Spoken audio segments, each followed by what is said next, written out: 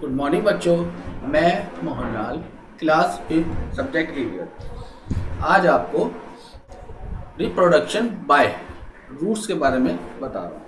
Reproduction through roots in some plant, many roots develop when they are kept in water. कुछ plant ऐसे होते हैं जो पानी के अंदर डेवलप होते हैं। The root develop shoot and become new plant, और वो पानी के रूट में डेवलप होके एक न्यू प्लांट हो जाते हैं, जैसे मनी प्लांट और डालिया। यानी कि जितना ये पानी में जाते हैं तो उसी के अंदर ये डेवलप होते रहते हैं।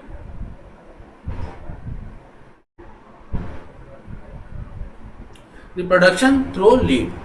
अब जो रिप्रोडक्शन लीव के द्वारा होता है तो वो the beryllium plant also known as air plant और mother of thousand can grow many new plant leaves. यानी बेरिलियम प्लांट ऐसे होते हैं जो एयर प्लांट यानी कि हवा के द्वारा, जिन्हें मदर थाउजेंड ऑफ कहते हैं, can grow many new plant leave, जो बहुत सारे न्यू प्लांट की तरह होते हैं।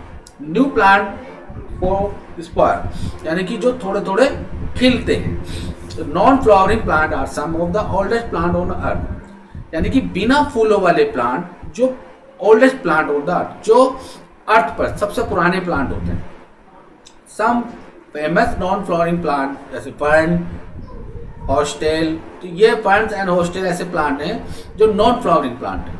You can often see horsetail grow as weed in garden in field, और ये ज़्यादातर हॉर्सटेल ग्रोविंग जैसे गार्डन और खेतों में उगते हैं। Do you now the non flowering plant produce. क्या तुम जानते हो कि नॉन फ्लावरिंग प्लांट जो होते हैं, नॉन फ्लावरिंग प्लांट जो होते हैं वो रिप्रोड्यूस कैसे होते हैं? तो non flowering plant do not have flower, यानी नॉन फ्लावरिंग प्लांट में फ्लावर नहीं होते।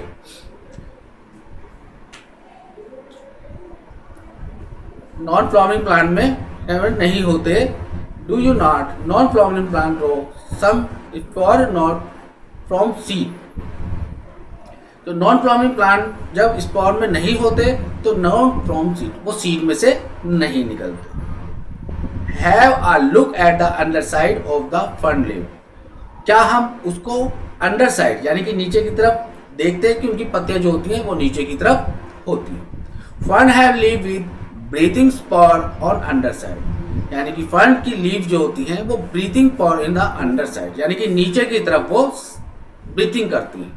They also have little light color pods और under face इडली, और वे छोटी छोटी लाइट कलर की तरह पॉट्स होते हैं and under shape in leave, और उसके नीचे की तरफ पत्तियां होती हैं। These pod are called sori, जिसे सोरी कहा जाता है। The sori protect cell cases from the weather.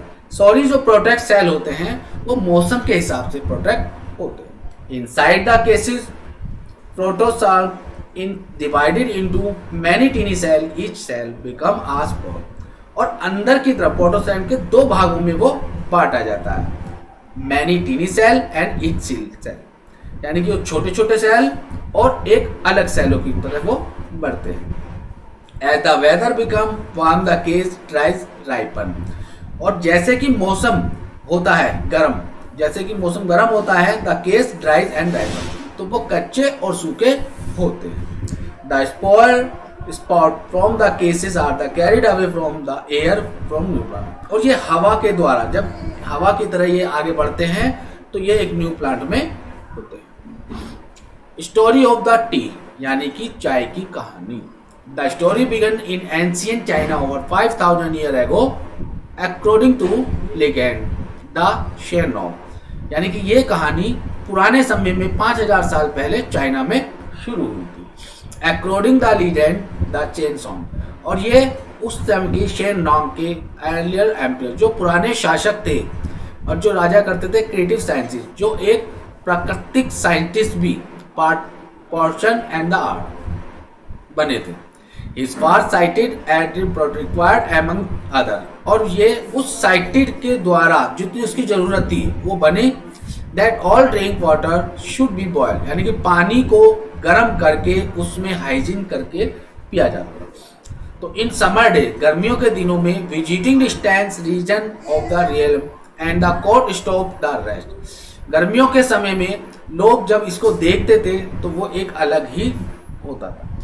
According ruling servant began, और जब ये शुरू हुआ था तो पानी को गर्म करके उसको पिया जाता था।